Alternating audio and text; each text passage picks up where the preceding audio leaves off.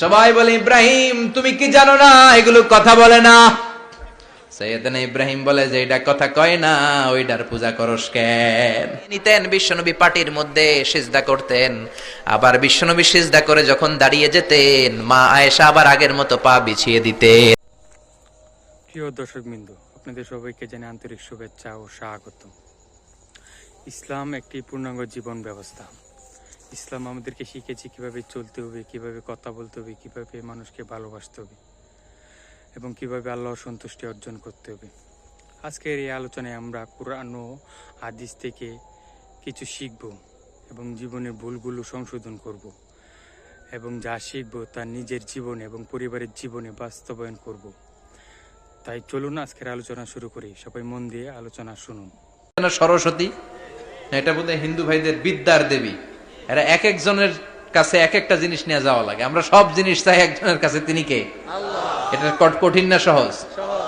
বিদ্যার জন্য ওই মন্দিরে, সৌন্দর্যের জন্য এই মন্দিরে, খাদ্যের জন্য দুর্গার কাছে, ঝামেলা না? আমরা সব কিছুর জন্য একজনের কাছে যাই, তিনি কে? আল্লাহ। বাৎসরিক পূজা অনুষ্ঠানে সবাই ইব্রাহিমরে ধরছে, ইব্রাহিম চল আমরা পূজা দিতে যাব। সাইয়েদনা ইব্রাহিম ফানাযারা নাযরাতান ফিন নুজুম, তাকালেন আকাশে আর বললেন ইন্নী সাকিম, আমি যেতে পারবো না, আমি অসুস্থ।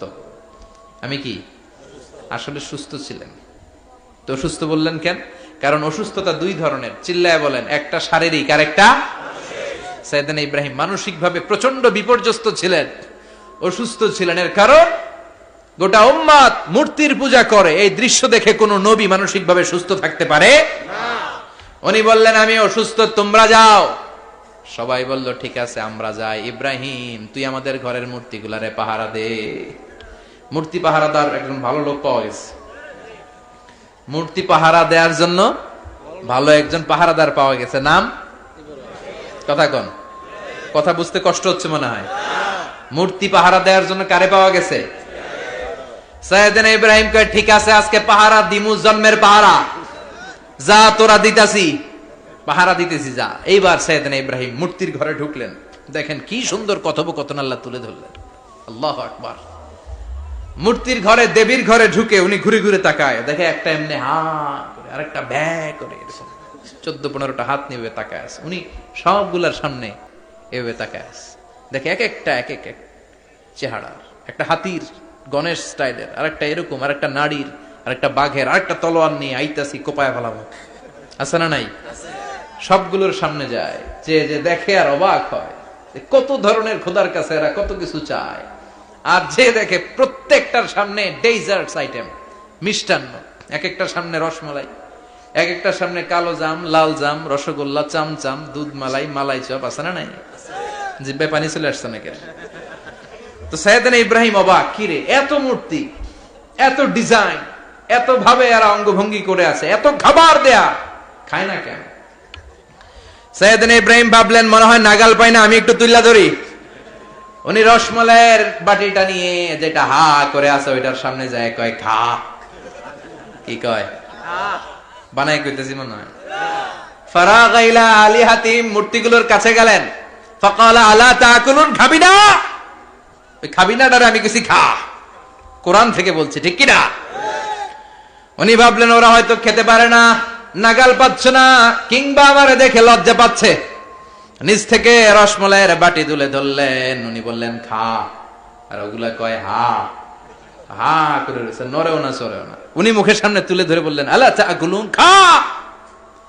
সবগুলার সামনে গেলেন, খা খা, কেউ খায় না, ওগুলো হা করে আছে। সাইয়েদনা ইব্রাহিম বললেন খা, কেউ কথা কয় না। উনি বললেন খাবি না কেন? তাইলে কথা ক। এই যে কষ্ট করে উড়াইলি, মুখের সামনে দিলাম, খাবি না কেন? কথা বল। আলা তাকুলুন, খাবি না কেন? কথা বল। মা লাকুম লা তাতাকাল্লামুন, খাবি না কেন? মা লাকুম লা তানতিকুন, হয় খা নয় কথা ক। বলতেই লাগলেন খা খা, প্রত্যেকটা মূর্তির সামনে গেলেন, খা, ওগুলা করে আছে হা, কোনো কথা কয় না। কয় কেন খাবি না? তাহলে কথা ক। খায়ও না, কথাও কয় না। আপনার ছেলে বায়না ধরছে, আব্বা চানাচুর খাবো। কি খাবো? চানাচুর কিনে দিলেন, এই নে চানাচুর। এখন চানাচুর খায় না। কিরে বাপ খাবি না কেন? কথাও কয় না। খায়ও না, কথাও কয় না। এখন বাকি আছে কোনটা? কথা কর। ফারাগা আলাইহিম দারবাম বিল ইয়ামিন, ডান হাতে কোপানো শুরু করলেন। ইচ্ছা মতো ঘুষি কিল মারতে মারতে মূর্তিগুলার সাইজ। ফারাগা আলাইহিম দারবাম বিল ইয়ামিন, এক একটা নবীর হাতে জান্নাতি শক্তি দিয়েছে কে? খা নাইলে কথা ক, খায় না, কথাও কয় না, বাকি আছে মায়ের। মারতে শুরু করলেন, মারতে মারতে সব শেষ। তারপরে খুঁজে পেলেন একটা কুড়াল। কি পেলেন? কুড়াল দিয়ে মারতে আরো সুবিধা, খালি এটারে এভাবে মারে ওইভাবে মারে। মারতে মারতে যতগুলো মূর্তি ছিল সবগুলো মেরে বড় মূর্তিটার গায়ে মারতে যাবে, in the meantime stop, কয় না এটারে মারুম না। ফাজআলাহুম জুদাদান, সবগুলারে টুকরা টুকরা। ইল্লা কাবীর আল্লাহুম, বড়টা ছাড়া ওইটারে রেখে দিলেন। আর বুদ্ধি করে কুড়ালটারে বড়টার কাঁধে ঝুলাইয়া দিলেন, বড় মূর্তিটার কাঁধের মধ্যে ঝুলাইয়া দিলেন। ঘটনাটা সুন্দর হয়েছে না? এখন কেমন যেন মনে হয় এটা কোপাইয়া দাঁড়া রয়েছে বাবার বেটার মতো। বড় পূজার শেষ, পূজার দিনক্ষণ শেষ। বিকেল বেলা পূজা মণ্ডপ থেকে সব এসে দেখে সর্বনাশ। পাহারাদার ইব্রাহিম কই, আনতা ফাআলতা হাযা বিআলিহাতিনা ইয়া ইব্রাহিম। ইব্রাহিম, সর্বনাশ কে কইছে? তুই কইছত নি? কই আইনো, বড়টাই কইছে, ওইটারে জিজ্ঞেস করো। বাল ফাআলাহু কাবীরুহুম হাযা ফাসআলুহুম ইন কানু ইয়ানতিকুন। কোরআন থেকে বলছি, আমি করি নাই। ওই দেখ কুড়ালটা কার কান্দে? বড়টার কান্দে, ওইটারে জিগা। সবাই কই খাইছে। সবাই বলে, ইব্রাহিম তুমি কি জানো না এগুলো কথা বলে না? সাইয়েদনা ইব্রাহিম বলে যে এটা কথা কয় না, ওইটার পূজা করস কেন? যেটা কথা বলে না, যেটা নিজেরাই নিজেদেরকে মায়ের থেকে বাঁচাতে পারে না, নিজেরাই নিজেদেরকে রক্ষা করতে পারে না, তোরে কিভাবে রক্ষা করবে? এগুলোর পূজা কেন করিস? ফাবুহিতাল্লাযী কাফার। কারো কোনো জবাব নাই, লা জবাব। সবাইকে, ইব্রাহিম তুই বড্ড বেড়ে গিয়েছিস, তোরে নমরুদের কাছে নেওয়া হবে। রশি দিয়ে পেঁচিয়ে নমরুদের কাছে নেওয়া হলো। নমরুদের নাম শুনছেন? শোনেন নাই বোধহয়। শোনেন নাই? পৃথিবীতে 4 জন বাদশা ছিল, যারা গোটা বিশ্বের বাদশা। গোটা বিশ্বের 2 জন কাফের, 2 জন মুমিন। মুসলমানের একজন হচ্ছে জুলকারনাইন, আরেকজন হচ্ছে সাইয়েদনা সুলাইমান। কাফেরের একজন হচ্ছে বাখতানাসার, আরেকজন হচ্ছে নমরুদ। এই নমরুদের কাছে নিয়ে যাওয়া হলো রশি দিয়ে বেঁধে। এবার নমরুদের সাথে কি ডায়ালগ মারছে এটা তো আর কোরআনে নাই। কথা কন, এটাও আছে। নমরুদ বলে, ইব্রাহিম শুনলাম তুমি নাকি আমাদের খোদাগুলোরে মারছো, তুমি নাকি কোন আল্লাহর ইবাদত করো, তুমি নাকি কোন নতুন রবের তথ্য নিয়ে আমাদের বাবেল নগরীতে আগমন করেছো। আমি ছাড়া কোনো খোদা আছে বলে তো আমি শুনি নাই। এই বাবেল নগরীতে আমি ছাড়া কোনো খোদা আছে আজকে নতুন শুনলাম। কে তোমার খোদা? কি তার পাওয়ার? এবার ডায়ালগ মারা শুরু করলেন সাইয়েদনা ইব্রাহিম। সাইয়েদনা ইব্রাহিম বললেন, রব্বি আল্লাযী ইউহয়ী ওয়া ইউমীত। আমার রব এমন রব যিনি জীবন দেয় আবার মরণও দেয়। জীবন দেয় কে? মরণ দেয় কে? নমরুদ বলে, তাই তোমার আল্লাহ জীবন দেয় মরণ দেয়? আনা উহয়ী ওয়া উমীত। এবার নমরুদ ডায়ালগ মারতেছে, খালি ডায়ালগ। আনা উহয়ী ওয়া উমীত, আমিও তো জীবন দেই, আমিও তো মরণ দেই। সাইয়েদনা ইব্রাহিম বললেন, তুমিও যদি আমার আল্লাহর মতো জীবন দাও মরণ দাও তাইলে দেখাও। নমরুদ জেলখানা থেকে 2 জন ফাঁসির আসামিকে ধরে আনলো। ধরে এনে একটা ধারালো ছুরি নিয়ে প্রথম আসামির পেটের ভিতরে ধা করে ছুরিটা ভরে দিয়েছে। ফিনকি দিয়ে রক্ত ছুটলো। লোকটা ছটফট ছটফট ছটফট করতে করতে দুনিয়া থেকে বিদায়। এবার পেট থেকে ছুরিটা বের করে দ্বিতীয় আসামির পেটের মধ্যে ঢুকাতে যাবে ধা করে। In the meantime stop, ঢুকায় নাই। পেটে ঢুকাইতে যে ঢুকায় নাই। কয়, ইব্রাহিম এই যে দেখো, তোমার সামনে প্রথম লোকটারে আমি মৃত্যু দিলাম, আর এটারে মৃত্যুর পথ থেকে বাঁচাই এটারে আমি জীবন দিলাম।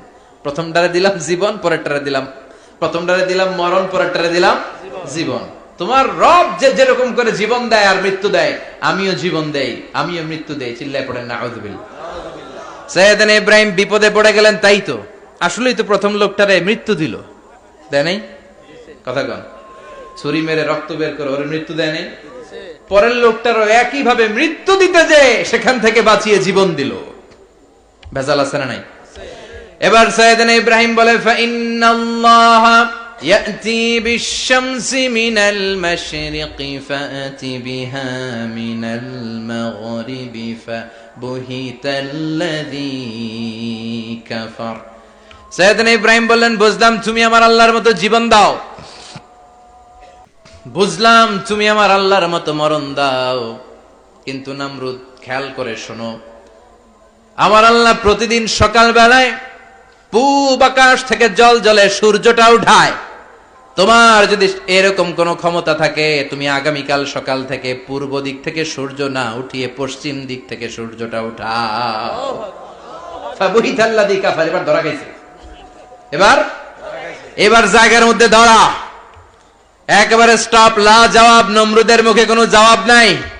এবার নমরুদের মেজাজ নরম নাকি গরম? কথা কন। গরম মেজাজ নিয়ে কয় হাররিকু, এটারে আগুনে জ্বালা, এটারে আগুনে ফেল। নমরুদ বুঝে নাই যে আগুনের মালিক কে। বিশাল আগুনের কুণ্ডলি পাকিয়ে সাইয়েদনা ইব্রাহিমকে আগুনের মধ্যে ফেলে দেয়া হলো। হাতের মধ্যে রশি, পায়ের মধ্যে রশি, সারা দেহের মধ্যে রশি পেঁচিয়ে আগুনের কুণ্ডলিতে ফেলে দেয়া হলো। মুহূর্তের মধ্যে আগুনের প্রজ্বলন শক্তি ওই রশিগুলোকে জ্বালিয়ে পুড়িয়ে ছারখার করে দেয়, কিন্তু সাইয়েদনা ইব্রাহিমের দেহের একটা পশমও জ্বালায় না। যে রশি দিয়ে টাইট করে বাঁধছে, ওনার দেহের সাথে লাগানো টাচ করা রশি, ওই রশি জ্বলে যায়, কিন্তু সাইয়েদনা ইব্রাহিমের পশম জ্বলে না। চিল্লায় পড়েন আল্লাহু আকবার। আজও যদি তোমাদের মাঝে কেউ ইব্রাহিমের মতো ঈমান আনিতে পারো, অগ্নিকেও পুষ্প বলে পরিণত করিতে পারো, ঠিক কিনা? মুসার মতো ঈমান হলে রাস্তা হবে সাগর জলে, ইউসুফের মতো ঈমান হলে একে একে দরজা খোলে।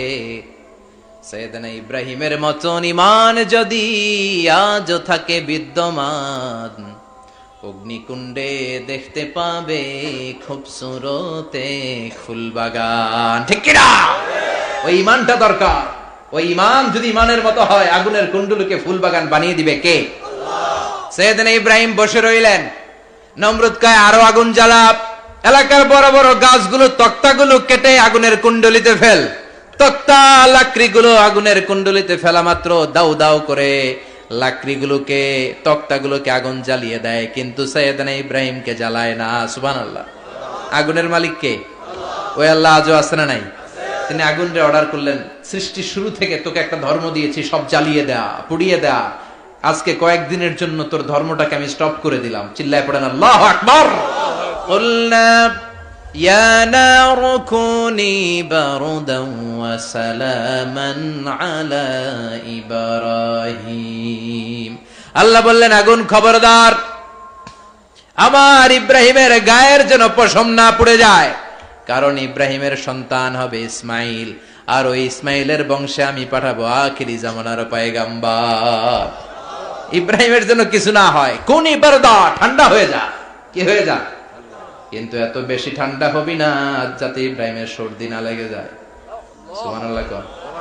আগুন বলে আপনি বললেন কুনি বারদা, ঠান্ডা হ, আবার কোন এত ঠান্ডা হবি না যাতে সর্দি না লাগে। কেমন ঠান্ডা হবো? আল্লাহ বললেন সালামান আলা ইব্রাহিম, সালাম হয়ে যা, শান্তির গুলবাগিচা হয়ে যা, এয়ার কন্ডিশন নাতিশীতোষ্ণ হয়ে যা। চিল্লায় পড়েন আল্লাহু আকবার। 40 দিন ছিলেন এই আগুনের কুণ্ডলিতে, কিচ্ছু হয় নাই। সুবহানাল্লাহ পড়বেন না? শেষ জীবনে উনি ওনার নাতিপুতিদের সাথে গল্পের সময় বলতেন যে আমার জীবনে সবচেয়ে আরামদায়ক সময় কাটিয়েছি আমি ইব্রাহিমের আগুনের, নমরুদের আগুনের কুণ্ডলির ভেতরে থেকে। চিল্লায় এখন সুবহানাল্লাহ। তার মানে পুরো আগুনের কুণ্ডলির গুলবাগিচা বানিয়ে দিয়েছে কে? ওনার জীবনের শ্রেষ্ঠ সময় নাকি এটা, সবচেয়ে আরামসে নাকি কাটিয়েছে এই আগুনের কুণ্ডলির ভেতরে। চিল্লায় পড়েন আল্লাহু আকবার।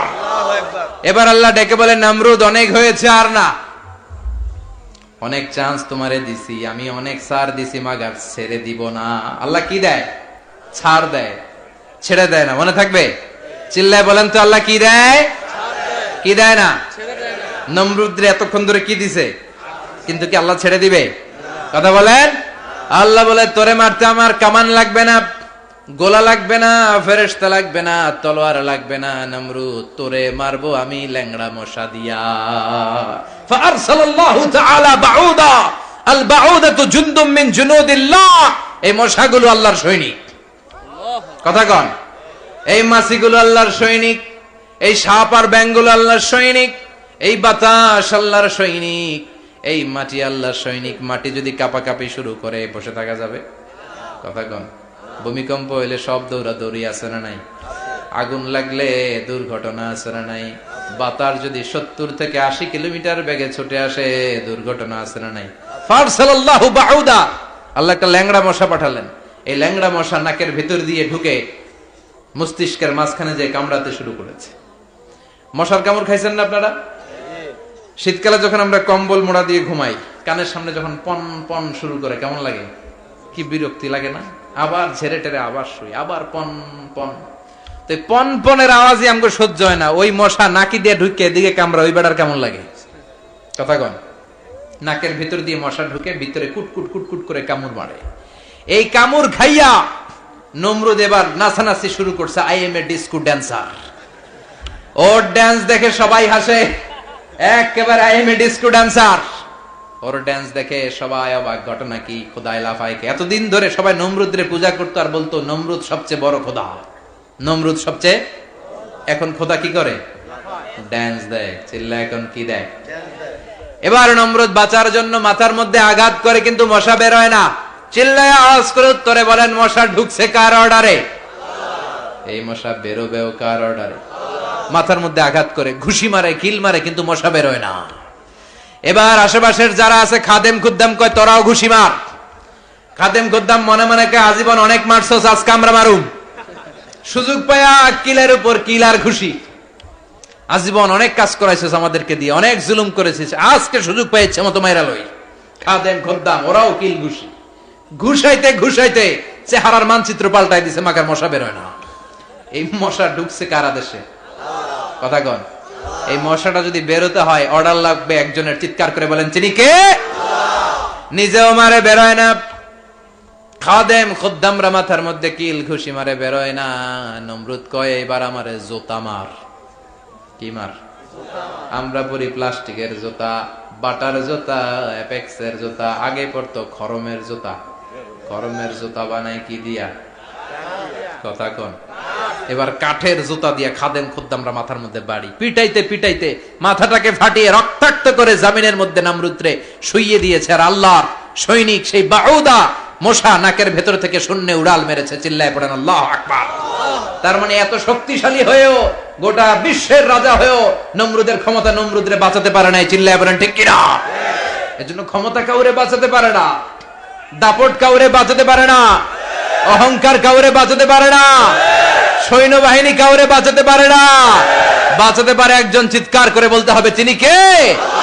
পৃথিবীতে কেউ তো স্থায়ী হয় না, হোক না সে ফেরাউন কিবা নমরুদ। কেউ ভাবে চিরদিন রয় না, কেউ ভাবে চিরকাল রয় না। পৃথিবীতে কেউ স্থায়ী হয় না। নমজে পড়ো আজ দিলে মে তোমার চরণ তলে, হৃদয় যায় নামাজ। হে নামাজি আমার ঘরে, নামাজে পড়ো আজ দিলে মে তোমার চরণ তলে, হৃদয় যায় নামাজ। আল্লাহু আকবার পড়েন।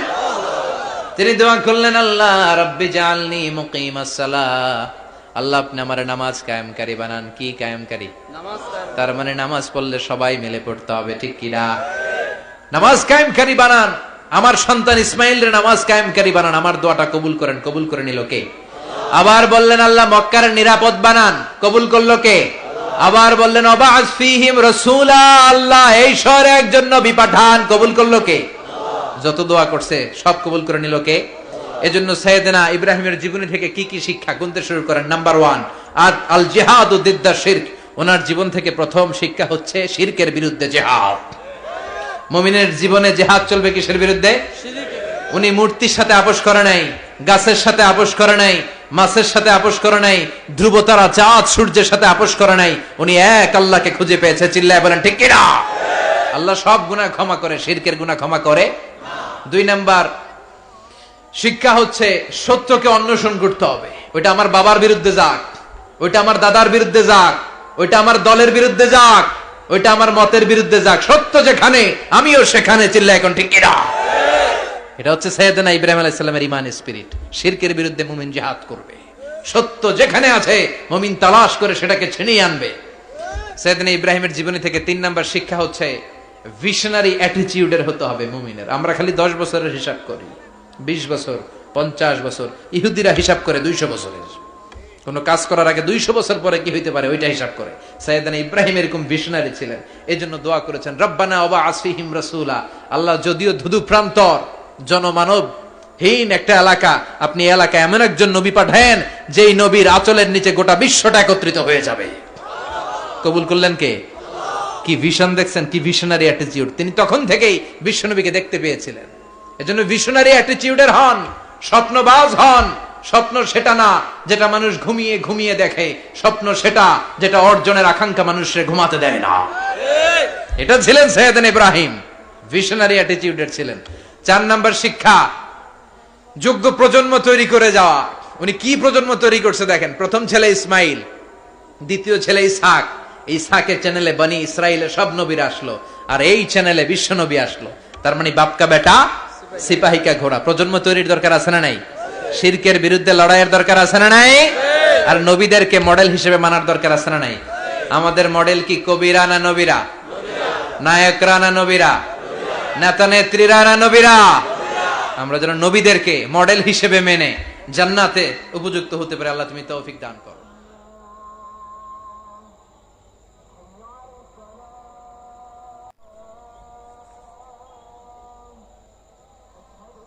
কি ঘর ছিল, টাকা নাই, পয়সা নাই, দামি বিছানা নাই, ফার্নিচার নাই, জুয়েলারি নাই, অর্নামেন্টস নাই, কিন্তু বিশ্বনবীর ঘরের মধ্যে সুখ আর শান্তি আছে না নাই? সুখ আর সুখ। ফজরের নামাজ পড়ে এসে নিজেই মা আয়েশার সাথে রান্না করতে বসে যেতেন, নিজের তলোয়ার বের করে পেঁয়াজ কাটা শুরু করতেন বিশ্বনবী। আল্লাহু আকবার।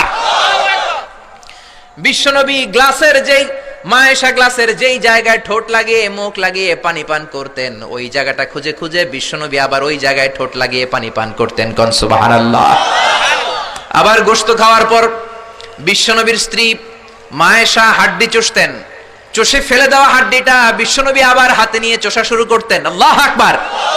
কি শান্তি, কি সুখ। মা আয়েশাকে বিয়ে করার আগে মা আয়েশার চেহারাটা বিশ্বনবীর কাছে জিবরাইল এনে বলল, ইয়া রাসূলুল্লাহ আখবিরনি, আমাকে বলেন মেয়েটাকে দেখতে কেমন লাগে। বিশ্বনবী বললেন, কার মেয়ে? আপনার বন্ধু আবু বকরের মেয়ে। কেন এনেছো? আল্লাহ ডাইরেক্ট প্রপোজাল দিয়েছে, ডাইরেক্ট প্রপোজ করেছে বিয়ের জন্য। বিশ্বনবী বললেন, তাই নাকি? জিবরাইল বললেন, হ্যাঁ ইয়া রাসূলুল্লাহ, আমি হলাম বিয়ের ঘটক, আল্লাহ হলেন বিয়ের কাজী। বিশ্বনবী বললেন, তুমি যদি বিয়ের ঘটক হও, আল্লাহ যদি হয় কাজী, আমি মুহাম্মদ রাজি। আল্লাহু আকবার। বিয়ে হয়ে গেল, ঘরে দামি কিছু নাই, ফার্নিচার নাই, টাকা পয়সা নাই, কিন্তু বিশ্বনবীর ঘরের মধ্যে সুখ আছে না নাই? বিবিদেরকে এত ভালোবাসতেন, কোনোদিন মারামারি করেন নাই, যৌতুকের জন্য পিটান নাই, কোনোদিন গায়ে হাত তোলেন নাই। কোন ঠিক কিরা? এক একজনকে বিশ্বনবী প্রাণ ভরে ভালোবাসতেন। বিবিরাও বিশ্বনবীর কাছে আবদার করতেন, নানা ধরনের আবদার। বিশ্বনবী সেগুলো পূরণের চেষ্টা করতেন। আবার মাঝে মাঝে রাত্রিবেলা মা আয়েশার সাথে দৌড়াদৌড়ির প্রতিযোগিতা করতেন। কোন সুবহানাল্লাহ। সহিহ হাদিস, মা আয়েশা তখন চিকন ছিল। তাহাজ্জুদের সময় বিশ্বনবী উঠে মা আয়েশারে বললেন, আয়েশা, ও আমার কলিজার টুকরা হুমায়রা। মা আয়েশাকে আদর করে বিশ্বনবী হুমায়রা বলতেন। হুমায়রা মানে যেই মহিলা রেগে গেলে, খুশি হয়ে গেলে, রাগের চোটে, খুশির চোটে দুইটা গাল আনার ফলের মতো টকটকে লাল হয়ে যায়। কোন সুবহানাল্লাহ। মা আয়েশা রেগে গেলে গালগুলো লাল হয়ে যেত, গাল দুইটা টকটকে লাল আকার ধারণ করতো। বিশ্বনবী তাকে হুমায়রা বলতেন, হুমায়রা, মদিনাতে কেউ জেগে নাই, চলো না আমরা দৌড় দৌড় খেলি। মা আয়েশা মহা খুশি, কারণ সব বিবিরাই চায় স্বামীরা একটু রোমান্টিক হোক। কোন ঠিক কিনা? সব বিবিরাই চাক স্বামী আমার দিকে স্পেশাল নজর দেখ। সব বিবিরা চায় স্বামী আমাকে নিয়ে পারলে একটু রেস্টুরেন্টে ঘুরতে যাক, স্বামীরা পারলে আমারে একটু বেড়াতে নিয়ে যাক। এরকম আবদার বিবিদের কাছে আছে না নাই? কিন্তু এমনও অনেক স্বামী খুঁজে পাবেন, বছরের পর বছর যায়, বিবিরে সালামও দেয় না। আছে না নাই? খিটখিটে মেজাজ দেখায়, ধমক দেয়, আবার যৌতুকের জন্য পিটায়। আছে না নাই? জোরে বলেন, আছে না নাই? শয়তান দিল যৌতুক, কোরআন দিয়েছে মোহর। আমরা এখন মোহর ছেড়ে দিয়ে যৌতুকের পেছনে হাঁটি। জোরে বলেন ঠিক কিনা? যৌতুকের চেয়ে জঘন্য অপরাধ সমাজে নাই। কুকুরের গোশত খাওয়া যত গুনাহ, যৌতুক তার চেয়েও বেশি গুনাহ, ঠিক কি না? কুকুরের গোশত খেলে একটা গুনাহ হয়, হারাম খাওয়ার গুনাহ হয়, কিন্তু যৌতুক খেলে দুইটা গুনাহ হয়। এক হলো হারাম খাওয়ার গুনাহ, দুই হচ্ছে শ্বশুর বাড়ির উপরে জুলুম করার গুনাহ। জোরে বলেন ঠিক কি না? মা আয়েশা বললেন, ইয়া রাসূলুল্লাহ, আমি দৌড়াদৌড়িতে রাজি। বিশ্বনবী বললেন, লেটস স্টার্ট দ্য কম্পিটিশন, চলো কম্পিটিশন শুরু করে। ওই যে মদিনার মসজিদের পাশে বড় একটা পিলার দেখা যায়, ওই পিলারের মধ্যে কে যে আগে ধরতে পারে রে আয়েশা, চলো আমরা দৌড় দেই। বিশ্বনবী বললেন, ওয়াহিদ ইসনাইনি তালাতা, 1 2 3 লেটস গো, চলো দেই দৌড়। বিশ্বনবী অপেক্ষাকৃত মোটা ছিলেন, মা আয়েশা চিকন ছিলেন। মা আয়েশা দৌড় দিলেন, বিশ্বনবীকে পেছনে ফেলে ওই পিলার ধরে মা আয়েশা ফার্স্ট হয়ে গেলেন। কোন সুবহানাল্লাহ। মা আয়েশা মহা খুশি, খিলখিলিয়ে হাসছেন। বিশ্বনবী মুচকি হাসতেন। আমার নবী কখনো খিলখিলিয়ে হাসেন নাই, আমার নবী সব সময় মুচকি হাসতেন। মুচকি হাসলে বিশ্বনবীর ঠোঁটও দেখা যেত, হালকা একটু দাঁতও দেখা যেত। পরে আল্লাহু আকবার, সব সময় তিনি তাবাসসুম পছন্দ করতেন। বিশ্বনবী বললেন, ঠিক আছে, আনতিল ফাইজা, তুমি বিজয়ী হয়েছো। তার ঠিক 6 বছরের পরের ঘটনা। এই 6 বছরের ব্যবধানে মা আয়েশার আগের মতো চিকন নাই, মা আয়েশারে মোটা বানিয়ে দিয়েছে কে? আবার 6 বছরের পরে বিশ্বনবী তাহাজ্জুদের সময় উঠলেন, মা আয়েশারে ডেকে বললেন, আয়েশা, মদিনার কোন লোক জেগে নাই, সবাই ঘুমিয়ে আছে, চলো আজকে রাতেও দৌড় খেলি। মা আয়েশা বললেন, আমি রাজি, চলেন শুরু করে দেই। বিশ্বনবী আবার ওই জায়গায় যেয়ে দাঁড়ালেন, বললেন, ওই যে মসজিদে নববীর পিলার দেখা যায়, কে কার আগে পিলার ধরতে পারে? রেডি, আমরা শুরু করে দেই। 1 2 3 স্টার্ট, গো। বিশ্বনবীও দৌড়, মা আয়েশাও দৌড়, জনমের দৌড়, আইজও দৌড়, কাইলও দৌড়। কে কারে হারাতে পারে? বিশ্বনবী আগের মতোই আছেন, কিন্তু মা আয়েশারে মোটা বানিয়ে দিয়েছে কে? এবার আর বিশ্বনবী চান্স দেন নাই মা আয়েশারে। বিশ্বনবী ওই দিন আসলে ইচ্ছা করে হারেন নাই, মা আয়েশারে জিতানোর জন্য দেরিতে গিয়েছেন। কোন ঠিক কিনা? আমার নবী যদি শক্তি দিয়ে দৌড়ায়, নবীর সাথে কেউ দৌড়ে জিততে পারে না। জোরে বলেন ঠিক কিনা? মদিনাতে বিশ্বনবী যখন ঘোড়া হাঁকাতেন, সাহাবীরা বলতেন 1 মিনিটের মধ্যে, আধা মিনিটের মধ্যে বিশ্বনবীর ঘোড়া যে কত সামনে চলে যেত। সামনে আমরা ধোঁয়ার বালি দেখতাম, বিশ্বনবীরে খুঁজে পাওয়া যেত না। আল্লাহু আকবার।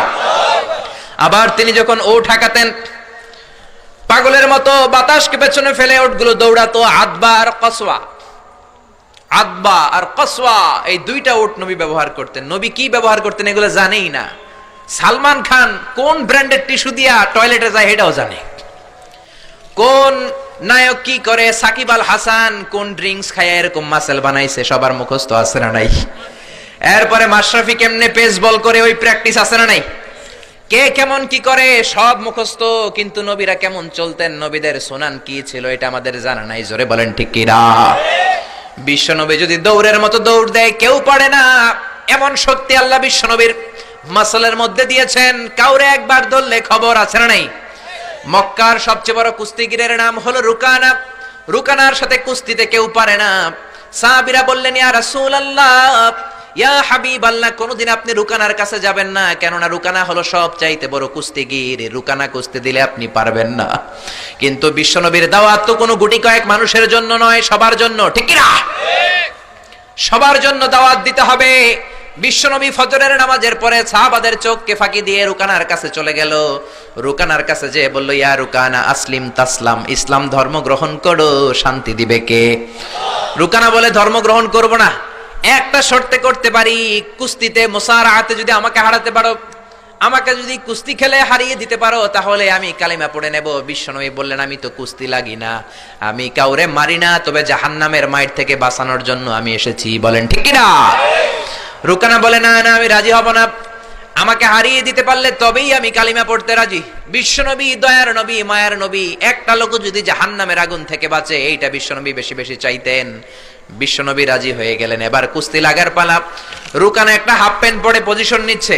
রেসলিং খেলা দেখেন নাই? ডোনাল্ড ট্রাম্পের ট্রাম্প টাওয়ারের ভিতরে এটি খেলে, গায়ের মধ্যে তেল মেখে কুস্তিতে পজিশন নিচ্ছে। বিশ্বনবী পজিশন নেয় না, রুকানা লাফায়, আমার নবী লাফায় না। বিশ্বনবী রুকানারে ডেকে বলল, রুকানা লাফাও কেন?